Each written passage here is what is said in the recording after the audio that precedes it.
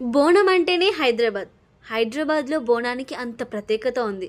ఆ ప్రత్యేకత ఏంటో తెలుసుకుందామా? 1869 తర్వాత నుండి హైదరాబాద్, సికింద్రాబాద్ ఈ రెండు జంట నగరాల్లో ప్లేగ్ వ్యాధి విజృంభించింది. ఆ సమయంలో ప్రాపర్ మెడికల్ ఫెసిలిటీస్ లేకపోవడం వల్ల ఎంతో మంది చనిపోయారు. అక్కడ కొంతమంది జవాన్లు మధ్యప్రదేశ్లో ఉజ్వని అమ్మవారి టెంపుల్కి వెళ్ళారు.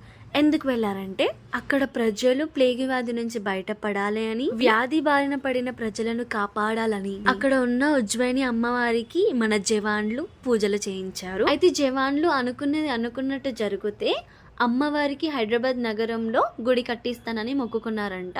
ఇది వన్ ఆఫ్ ద రీజన్ గా హైదరాబాద్ లో బోనం చేయడానికి గల కారణంగా చెప్పుకోవచ్చు. సరే, ఇదంతా మీకు తెలిసి అంటారా? తెలియని వాళ్ళ కోసం చెప్తున్నాను, తెలిసిన వాళ్ళు స్కిప్ చేసేయండి. బోనం అంటే ఏంటి?